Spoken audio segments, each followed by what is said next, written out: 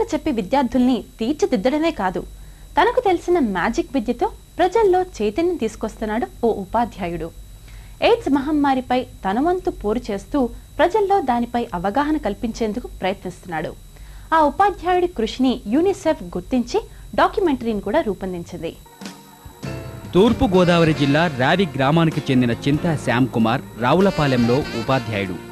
వృత్తిరీత్యా టీచరే అయినా మ్యాజిక్ అతని ప్రవృత్తి. ఎయిడ్స్ మహమ్మారితో ఎందరో ప్రాణాలు కోల్పోతున్న వైనం శ్యామ్ కుమార్ను కలచివేసింది. అందుకే తన వంతుగా మ్యాజిక్ ద్వారా ప్రదర్శనలిచ్చి ప్రజల్లో చైతన్యం తీసుకురావడానికి కృషి చేస్తున్నాడు.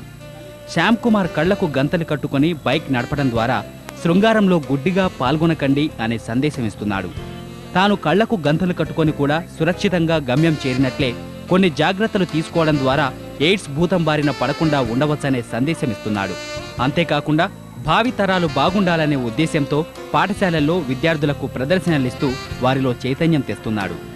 వాళ్ళలో ఎయిడ్స్ అవేర్నెస్ ముఖ్యంగా కాన్సెప్ట్ మీద నా షోని నేను క్రియేట్ చేసుకుని దాని ద్వారా వీళ్ళలో అవగాహన కల్పించడానికి నేను ప్రయత్నిస్తున్నాను.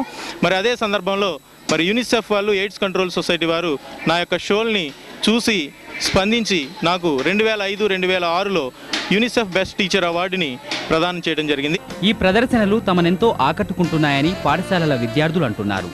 వారి పట్ల ప్రజలపైన అవగాహన ఎలా చేయాలో దీని శ్యామ్ గారి ప్రదర్శన వల్ల మేము ఎంతో ఆసక్తికరంగా తెలుసుకున్నాం. ప్రపంచాన్ని పట్టిపీడిస్తున్న ఎయిడ్స్ మహమ్మారిని ఎలా తరిమికొట్టాలనే విషయాలు బాగా చెప్పారు. మేము కూడా ఎయిడ్స్ వ్యాధిని తరిమికొట్టడానికి మా వంతు సహాయాన్ని అందిస్తాం.